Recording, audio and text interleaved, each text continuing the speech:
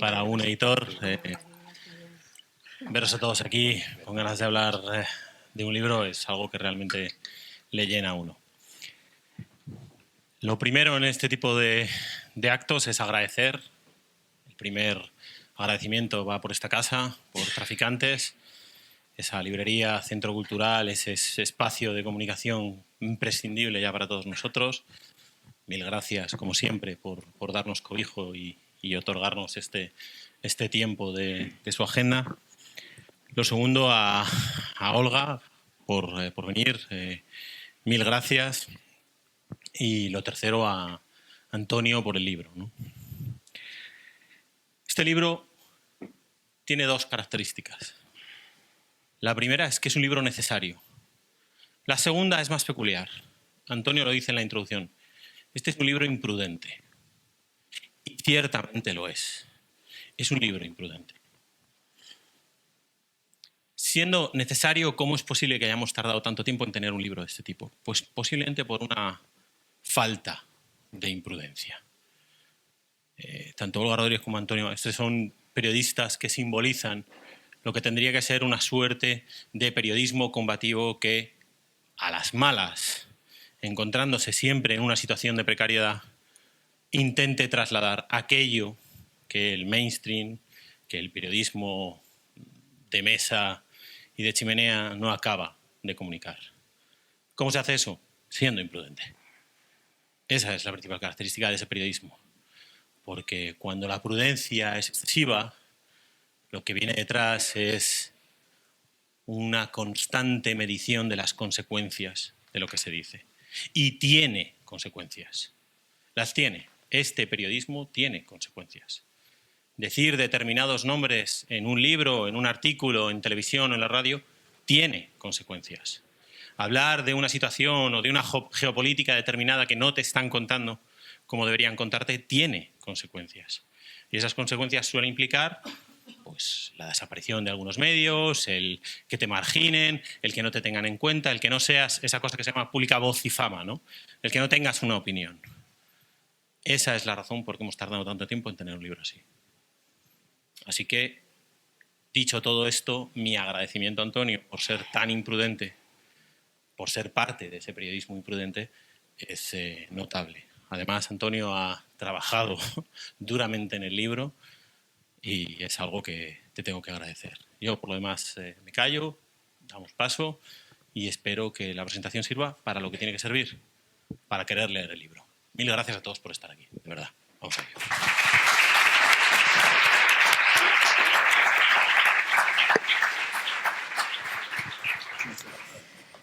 Hola, ¿se me oye? Sí, ¿no? Bueno, buenas tardes, gracias por estar aquí, gracias por el interés, gracias a la editorial por publicar este libro y gracias a Antonio por escribirlo y por estar siempre al pie del cañón cubriendo y tratando de indagar y de ahondar y de contextualizar en un tema tan importante como es la impunidad del franquismo y la necesidad de verdad, justicia y reparación. Y como dice él en el libro, no solo de reparación cultural, política y moral, sino también de reparación económica. Y de eso explicaré qué quiere decir con ello luego y lo explicará él más, ¿no? Estamos en un contexto en el que, bueno, pues Franco murió en 1975 y desde entonces hay muchas cuestiones pendientes. La impunidad del franquismo ha perdurado hasta nuestros días. Organismos internacionales de derechos humanos y organizaciones no gubernamentales de derechos humanos subrayan a menudo y dan toques a menudo a España diciendo que tenemos pendiente la asignatura de la búsqueda de la verdad, de la justicia y de la reparación. Y tenemos pendiente muchas cosas, ¿no? como el propio cambio de la ley de secretos oficiales, cosa que demanda, no sé, por ejemplo, Amnistía Internacional, ¿no? Que es una ley procedente de la época del franquismo y que no nos permite tener acceso a mucho conocimiento y a muchos archivos y a eso que se llaman secretos oficiales y que en otros países al cabo de un tiempo caduca y deja de ser secreto y aquí no, ¿no? Tenemos pendiente la anulación de sentencias, como la de sentencia contra Miguel Hernández, ¿no? Y otras muchas, y tenemos pendiente abordar, a través de comisiones de verdad, lo que es la verdad, abordar la reparación y abordar la justicia. Como ha dicho Naciones Unidas en repetidas ocasiones a España, España tiene que investigar o permitir investigar los crímenes del franquismo.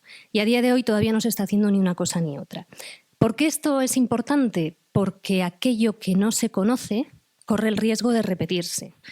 Y en nuestro país se nos ha negado nuestra propia historia, nuestra propia memoria, y por lo tanto no disponemos de las herramientas suficientes para conocernos a nosotros mismos y para poder entender qué ocurre en nuestro presente. De todo esto habla Antonio, pero además va un paso más allá y aborda algo que no suele ser abordado y que es fundamental y que en este sentido se lo tenemos que agradecer. Se nota que además de ser un excelente periodista, tiene una formación como documentalista y que esa es su formación fundamental. Entonces lo aborda desde el rigor, con un montón de citas, con un montón de documentos que adjunta de una manera u otra, ¿no? ¿Y qué preguntas se plantea él a lo largo del libro? Bueno, pues empieza el libro diciendo ¿cuál es la responsabilidad moral de las élites que se lucraron al calor de la impunidad del franquismo? Y nos va demostrando cuáles a lo largo de las páginas. Se pregunta también, ¿son legítimos los patrimonios transmitidos a los herederos de aquellos que se lucraron al calor de la impunidad del franquismo? Y a lo largo de las páginas pues nos va hablando de nombres de la oligarquía empresarial y política que se enriquecieron pues, gracias a través de la represión, a través de la corrupción del franquismo o a través de las íntimas relaciones que tenían con el propio Franco o con la dictadura, ¿no? Con el régimen. Es, por decirlo de alguna manera, y esto lo dice en su contraportada, una revisión crítica de la historia empresarial de las grandes sagas familiares, que es que son sagas familiares. Hay un capítulo dedicado a ello que es alucinante, no tengo otro adjetivo. Él mismo dice, bueno, en un momento dado me planteé hacer un árbol genealógico, pero es que se van empalmando unos con otros continuamente, ¿no? Porque en realidad son unas cuantas familias a través de las cuales pasa todo, absolutamente todo, ¿no? Y dice él al principio del libro, este es un libro de lo que nos robaron, del hurto de la memoria, pero también de lo concreto, del expolio a muchos por parte de unos pocos. Entonces nos va contando cómo en España pues nadie pidió perdón por haber conformado su fortuna al calor del franquismo, por qué en España, por ejemplo, que este es un capítulo muy interesante, se abren los salones al empresariado español que se lucró con los escombros de fábricas alemanas que usaban presos en el campo de concentración de Auschwitz. Hay un capítulo dedicado a la ausencia de la desfranquización, lo llama. Nos cuenta cómo los derechos, por ejemplo, cómo los derechos de un producto químico que se llama Protectosil, que fue fabricado por los mismos que crearon el veneno con el que se gaseó a infinidad de víctimas del genocidio nazi, en España esos derechos pues los tiene una empresa española llamada BASF Española Sociedad Anónima. Nos va contando cómo las empresas más cercanas a las élites franquistas usaron mano de obra forzada, ¿os acordáis, no? La ley de arrojos vagos y maleantes, apelando al programa de redención de penas por el trabajo, cómo otras empresas se aprovecharon de la represión de sus competidores por pertenecer al bando fiel a la legalidad republicana y otras simplemente pues, se lucraron por su cercanía con el dictador, ¿no? Y nos va enumerando y nombrando algunas empresas que hoy cotizan en el IBEX 35, como por ejemplo Naturgy, OHL, Iberdrola, que se lucraron con la represión y con el modelo autárquico impuesto por Franco y que hoy en día siguen sin reparar a las víctimas. Obviamente muchas de esas empresas no existían en el franquismo tal y como las conocemos hoy en día, pero han sido constituidas a base de esas empresas que en el franquismo se lucraron de esta manera, ¿no? Menciona esa famosa foto realizada durante la construcción del Valle de los Caídos, en la que en el reverso de la foto aparece una anotación manuscrita, en la que se advierte de la necesidad de borrar el cartel de la constructora Huarte que aparece en la imagen de esa construcción del Valle de los Caídos, ¿no?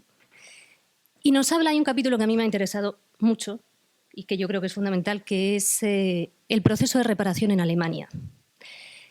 Primero, porque de alguna manera nos ayuda a darnos cuenta de que no lo podemos tener idealizado. La Segunda Guerra Mundial terminó en 1945 y ese proceso de reparación terminó antes de ayer. Y no se inició en 1945, ni en los años 50, ni en los años 60. O sea, ha tardado. Y de alguna manera a mí me parece esperanzador de cara a cómo nosotros podemos abordar aquí ese proceso de reparación contra la impunidad del franquismo, ¿no? Y él dice que el proceso alemán de reparación ha sido largo, llegó tarde, costoso, pero que sirve de buen ejemplo para impulsar un proceso de reparación aquí, ¿no? Finalizó en 2007, como decía, supuso indemnizaciones económicas a más de 1,6 millones de víctimas del nazismo e importantes empresas tuvieron que pagar 4.370 millones de euros. Y estamos hablando de empresas pues, como Deutsche Bank, Volkswagen, Chrysler, Bayer, y lo hicieron a través de una fundación llamada Memoria, Responsabilidad y Futuro, que es una fundación coparticipada del Gobierno federal, con empresas del país también, y que fue creada en el año 2000. Es el mismo año en el que empezó a exhumarse de manera un poco más regular a víctimas aquí, habiendo terminado nuestra dictadura en el 75, es el año en el que allí se crea esta empresa a través de la cual luego se llevan a cabo estas indemnizaciones. Estamos hablando de que la Segunda Guerra Mundial acabó en 1945. ¿No? A mí esto yo no lo sabía, me parece fundamental, lo explicas muy bien. Y luego nos cuenta también, claro, que cuando yo lo fui leyendo pensé cómo a veces simplemente una sola persona, ¿no? La perseverancia y el trabajo de personas, o sea, el trabajo colectivo es fundamental y es lo más fundamental sin duda, pero cómo hay tipos como Fritz Bauer, destacado jurista alemán que llegó a fiscal general del Estado Federal de Hesse tras el final de la Segunda Guerra Mundial. Él, cual hormiguita, poco a poco, Antonio nos va contando cómo va logrando una serie de procesos enmarcados dentro de lo que se llama la desnazificación del nuevo Estado alemán. Pero que no fue un trabajo que claro que le costó trabajo, que claro que se encontró con un montón de obstáculos, que tardó muchísimos años, ¿no? Y que incluso en un principio, después de la Segunda Guerra Mundial, también hubo un proceso de renazificación. El 60% de los altos cargos de la Gestapo pasaron a ser jueces en la Alemania occidental. Es decir, que hay avances y retrocesos hasta que logran hacer una cosa decente, como la que han logrado hoy en día, ¿no? Y bueno, hay otra cosa que me parece interesante.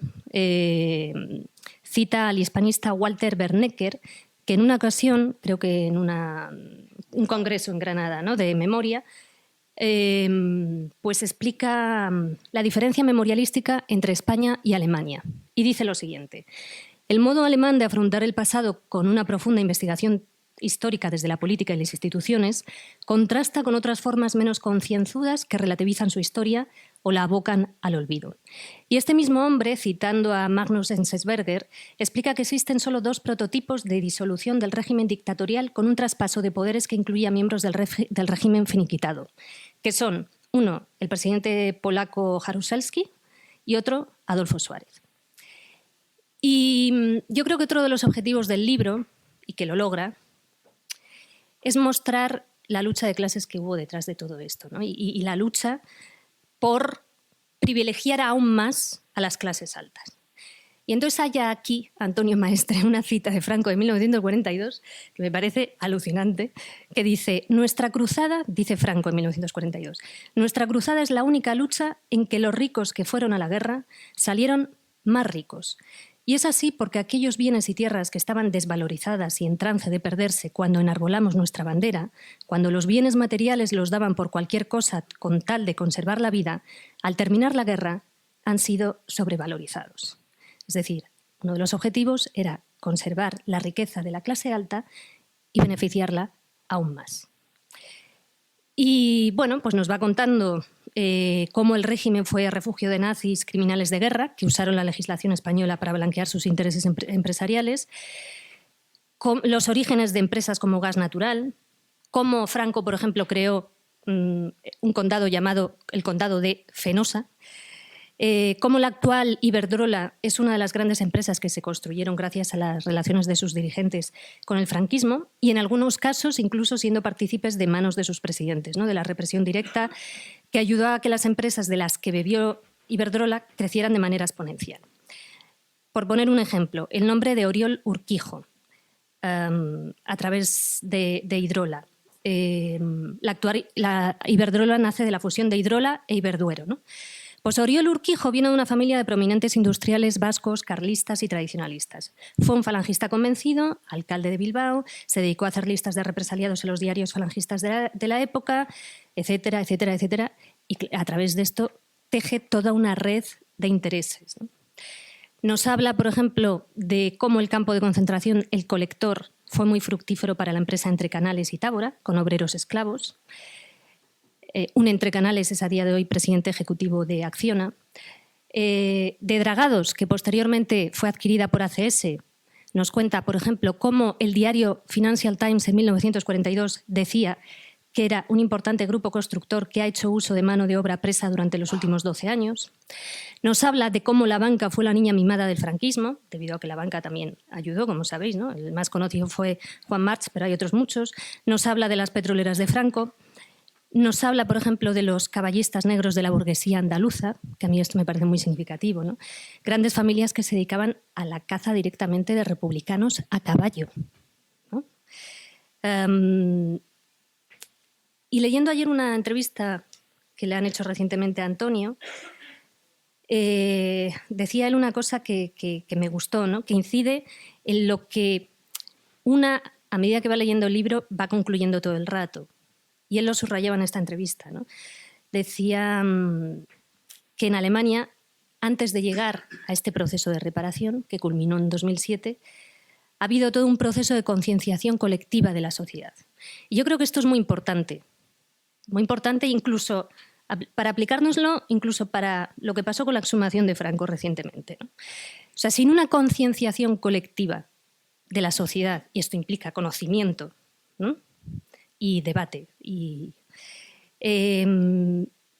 implica que la sociedad asuma que aquello estuvo mal. Sin ello, es muy difícil abordar un proceso de reparación, ¿no? Y entonces dice él, en España tenemos que hacer un proceso de conciencia colectiva por el cual esté mal visto que hubiera empresas que se lucraron. Tenemos que hacer un proceso de transición de la conciencia colectiva para que eso pueda llevar a cabo un proceso de reparación. Y esto es lo que intenta plantear este libro en este debate. Estoy totalmente de acuerdo con Antonio. Creo que de alguna manera las personas que a través de diferentes ámbitos llevan muchos años trabajando en torno a la impunidad del franquismo han llegado a esta conclusión, pero es que además este libro lo hace abordando algo, una pata que se ha tocado demasiado poco y que es fundamental, ¿no? Como dice él en las páginas finales del libro, sin una reparación económica, las víctimas no podrán dejar de serlo, ¿no? Voy a terminar con... Al principio del libro hace una definición de lo que él llama la apariencia, hablando de cómo se ha legitimado a toda esta élite lucrada gracias a la impunidad del franquismo y a través del régimen franquista, ¿no?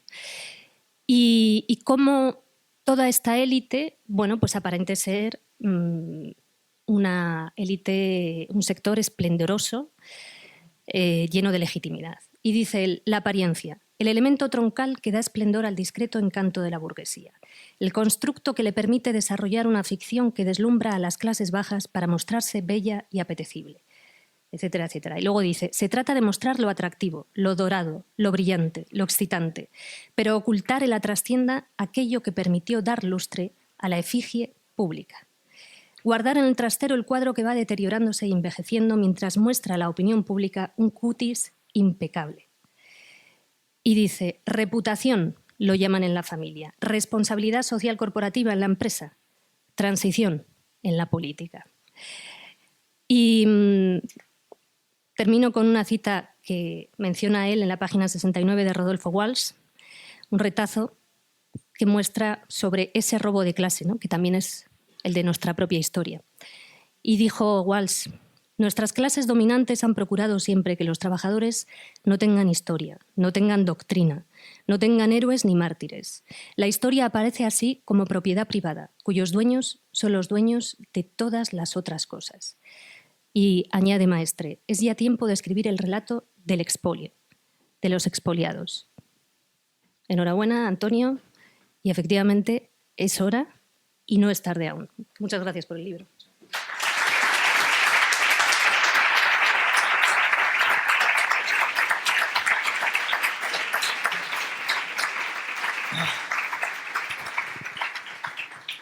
Bueno, lo primero es muchísimas gracias. Muchas gracias por acompañarme y por hacer lo que has hecho, que para mí ya me dificulta hablar, porque yo pensaba que no me iba a poner nervioso, pero me pongo. No estoy acostumbrado a estas cosas y para mí es muy importante. Es mi primer libro y para mí el formato libro es como algo, bueno, que adoro y me cuesta. Y lo que has dicho. Además, has elegido una cita mía que es de las pocas que me siento orgulloso de todo el libro. Entonces, lo primero es, bueno, muchas gracias a todos por acompañarme y a la gente que ha querido entrar y no ha podido. Para mí es algo impresionante. Muchas gracias a Tomás, porque además, a Tomás y a la editorial, porque además tengo que contar que cuando yo empecé a escribir el libro, voy a contar un poco más, que el libro lo ha contado maravillosamente, entonces no tengo que explicar mucho más, alguna cosa sobre el proceso de construcción del libro. Nace de un artículo que yo escribí en 2000, no recuerdo por las fechas, soy muy malo, 2013, 2014, en La Marea, y le dije a Magda, a otra persona que también que le tengo que agradecer mucho, le dije que yo creo que ahí había mucho material para poder escribir, que me daba para algún artículo más. Y Magda, como es así, me dijo, ¿y para un libro? Y digo, bueno, sí, pero a mí lo del libro pues como que siempre me ha dado mucho miedo.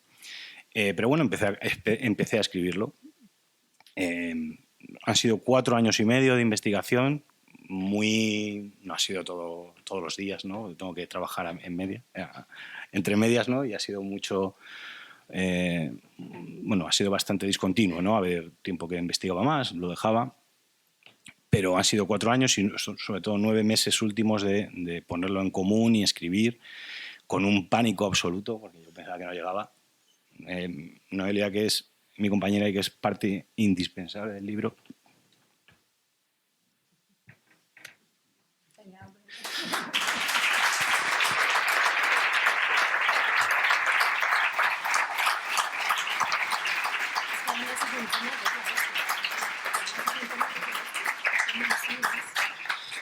Ella lo sabe, que me ha costado porque ha habido tiempo que yo pensaba que no llegaba, porque además me sentía inseguro en la escritura, porque estoy acostumbrado a escribir artículos, y estoy acostumbrado a pelearme con gente en la tele,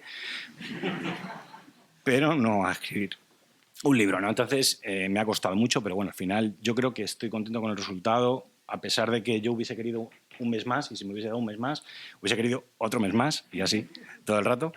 El libro, cuando se enteraron algunas editoriales que estaba escribiendo, me dijeron que les interesaba, ¿no? Quizá les interesaba porque lo escribía.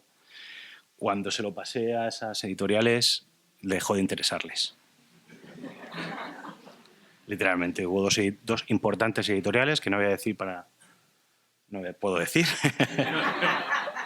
No debería. No debería. Que ya no quisieron el libro cuando lo leyeron. Problemas legales, me dijeron. Problemas legales y que seguramente los dueños a lo mejor salen en el libro sin saberlo. Minucias. Sí. Pequeñeces. Que no lo sé, pero es probable. Porque una de las cuestiones fundamentales del libro es un reportaje de investigación, en el fondo. Es un reportaje de investigación y en un principio yo era bastante más ambicioso, como suele ocurrir, y yo quería hacer pues una especie de enciclopedia sobre todas las empresas y luego me di cuenta de que no era posible eso hacerlo sin morir, ¿no? O dentro de 30 años a lo mejor, porque es algo ingente, ¿no? Entonces el libro fue modulándose según iba escribiéndolo, ¿no? Y al final el resultado me gusta más de lo que pretendía al principio, pero claro, en un principio era mucho tiempo, eran muchas empresas las que quería investigar, porque en un principio eran las empresas del IBEX, ¿no? Y solo eso serían 35, que al final yo creo que salen más, pero de una manera escrito de otra manera, ¿no? Durante la construcción del libro yo iba añadiendo absolutamente todo lo que encontraba y que era relevante para el libro, ¿no? Para la construcción del relato que yo hago en el texto. Entonces, según iba apareciendo, había veces que me ponía muy contento, porque todo el mundo que ha investigado a alguien, cuando encuentra algo, pues se pone muy contento, ¿no? Porque dice, esto lo tengo que contar. Lo que pasa es que en mi caso me ponía contento y luego decía, porque yo era consciente de que cada nombre que ponía, cada vez tenía peso, tenía relevancia, tiene importancia, tiene poder, y yo a veces digo, que no aparezca este nombre. Que no aparezca este nombre, porque yo soy consciente de que yo me muevo mi trabajo se desarrolla en lugares en los que ese poder tiene poder. En los medios de comunicación ese poder tiene poder. No solo porque sean, sino porque los consejos de administración están copados por la gente de la que yo hablo en el libro, ¿no? Es cierto que los que suelen mosquear más suelen ser los que tienen menos nivel de los que aparecen ahí. De hecho, cuento una historia que siempre es interesante porque muestra cómo funcionan estas sagas familiares, y es que durante una de mis intervenciones en La Sexta, hablando del patrimonio de los Franco y cómo habían adquirido su propiedad en la calle Hermanos Becker, hablaba precisamente de cómo la familia Marsans, a través de Elena Storeke Gavaldà, que era la mujer de Marsans, le había dado la propiedad que tenían Hermanos Becker a los Franco, ¿no? Eso lo dije en La Sexta, más vale tarde, en una conexión, y mandaron un correo electrónico, Isabel y María Marsans, las hijas, María Marsans, quejándose y pidiéndome que rectificara lo que yo había dicho. Entonces el director de Más vale tarde me mandó el correo electrónico para diciendo, mira, esto es lo que ha llegado, si tienes que rectificar o algo, lo sabes. Entonces yo le mandé un dossier, porque un dossier de información bastante denso sobre toda la información que yo tenía para soportar eso que había dicho. Le digo, yo no tengo nada que rectificar, ¿no? Entonces el director, cuando vio toda la información que tenía y vio absolutamente que aquello no era así, me dijo, vale, perfecto. Yo no pensaba incluir a los Marsans en el libro. Lo que pasa es que como ellos acudieron al que era mi jefe para intentar presionarme, pues dije, pues ahora sí salís en el libro. De hecho, me reuní con una de las Marsans en una cafetería y ella intentó convencerme de lo que yo decía era falso, ¿no? Y me acuerdo que me vino con un libro muy gordo, de estos que hacen las familias de la burguesía, un libro autopublicado del padre, ¿no? Era pues, con muchas fotos, un pedazo de libraco importante, ¿no? Y entonces me lo enseñó y me lo mostraba. Y claro, yo lo veo y le digo, me lo presta, me lo deja para que yo lo pueda ver. Y me dice, no, que no me fío de ti. Entonces yo le dije, hace usted bien. Y efectivamente ahí está, porque no sé por qué tenía algún problema con que viera lo que había ocurrido. Sí. Perdona, los procesos de comparación de la memoria en Alemania y en España. Y eso lo hago porque yo creo que, aunque en mis libros, o bueno, mis libros no, mi libro, pero mis artículos. En general. Se te va metiendo. Ya. Yo venía aquí a hablar de mi libro. Me venía arriba.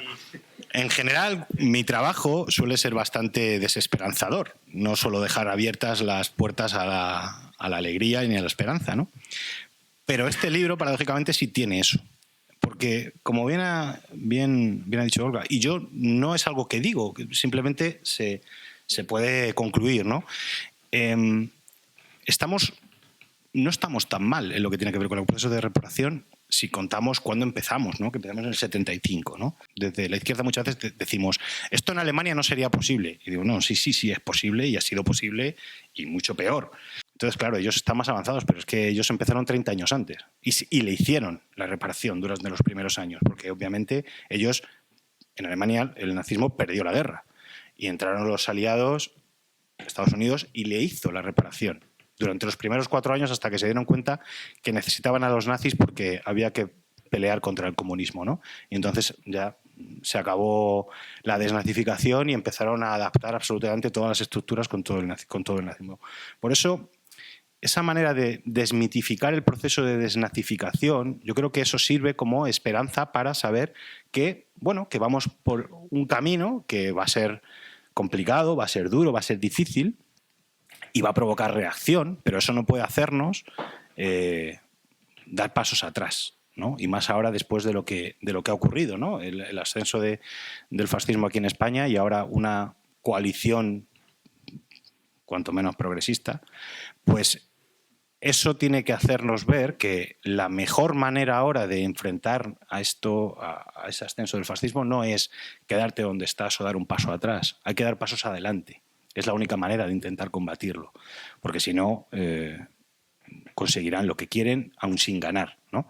Por lo tanto, yo creo que eso es un halo de esperanza raro en mí, que no suelo tenerlos, pero yo creo que sí se traza en el libro, ¿no? Y sobre otra cuestión que ha dicho Olga, yo creo que es importante, sobre la concienciación colectiva. ¿Por qué es necesaria una concienciación colectiva previa a una conciencia individual? Me preguntaban en algunas entrevistas que claro, ¿cómo es posible que en Alemania, cuando hablamos del caso que hablo en el libro de la familia Quandt de BMW, ¿no? Cuando se descubrió un documental, descubrió que los Quandt, uno de los jerarcas de la BMW, tenía una fábrica en el campo de concentración de Kumpfhof en el que con trabajo esclavo se había enriquecido. Sus herederos actuales tuvieron que salir a la opinión pública después de que ese documental saliera a la luz para disculparse y avergonzarse, en cierto modo, de la manera en la que se había enriquecido su familiar. Eso en España, con todos los nombres que sale aquí, sabemos que hoy en día no va a ocurrir.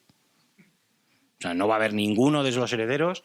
Lo posible es que, como muchos, se me pueden querellar, pero desde luego no van a pedir perdón por cómo se enriquecieron, porque no creen que está mal. No creen que haya estado mal. ¿Por qué Niklas Frank lleva una foto de su padre ejecutado en la cartera? Su padre era Hans Frank, que era el gobernador nazi en Polonia, ¿no? Obviamente, ese proceso de culpa individual que tiene no tiene culpa, él era un niño cuando su padre estaba en Polonia gaseando judíos, pero esa foto nace de un proceso de concienciación colectiva. La misma que la nieta de Rudolf Hess o un montón de casos de familiares de jerarcas nazis que se avergüenzan de lo que han hecho sus padres. Aquí no, porque no ha habido el paso previo, es decir, no ha habido una sanción social sobre cuál es el proceso que les ha llevado a tener lo que tienen.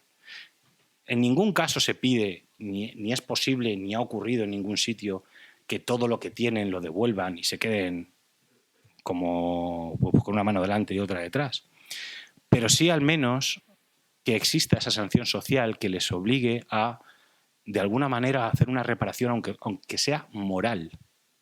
Porque eso será un paso para que estas empresas, que sí puede haber, hay casos, como el caso de Naturgy, en el que no pasaría nada porque indemnizaran de alguna manera a la familia Miñones por el fusilamiento de su familiar y el expolio de la empresa que acabó en manos del conde de Fenosa. No pasaría nada. Naturgy no va a tener una pérdida en la cuenta de resultados porque haga eso. Y, como bien digo, por lo menos ejercería esa responsabilidad social corporativa, ¿no? Yo creo que lo que yo intento en mi libro plantearme precisamente es eso, ¿no? Es que sea una punta de lanza para que se abra el debate sin necesidad de darle la vuelta, ¿no? al patrimonio español, porque además no es posible. Primero habría que haber unos pasos previos de concienciación colectiva, de cambio de legislación, que eso es muy importante. No puede haber esos procesos sin que haya un cambio de legislación. Y por lo menos eso, que sirva para que sea pues eso, un grano de arena para que sigamos en esa línea, ¿no? Y yo, mucho más no, porque podría hablar del libro, ya ha hablado muy bien Olga, y yo creo que mejor que lo leáis.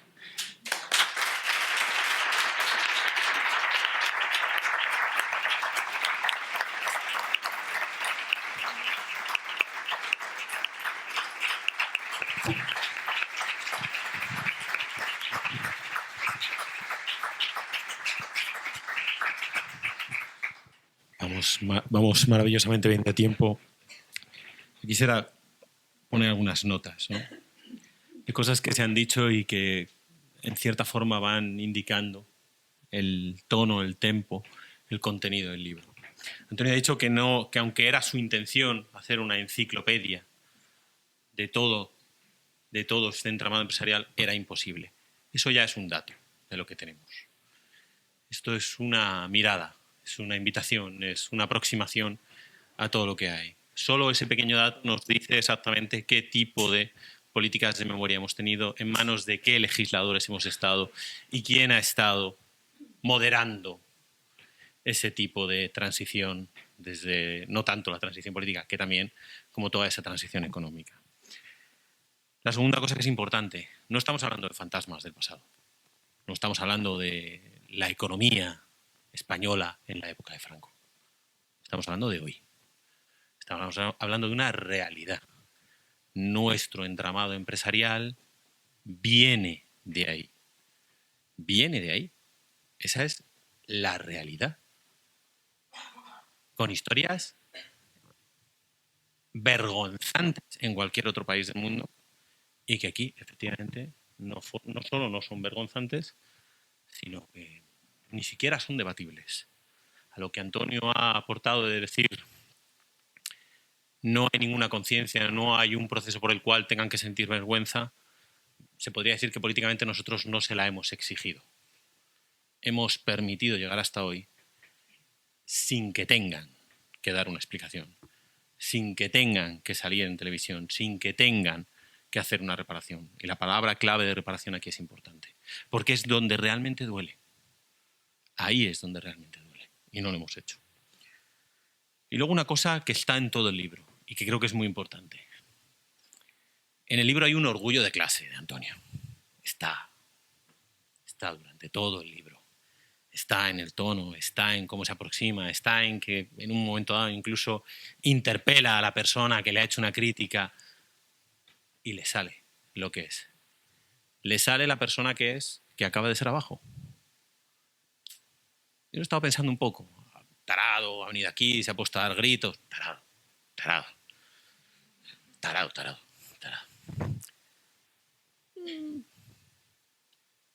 Pero nos hemos callado todos. Y él no.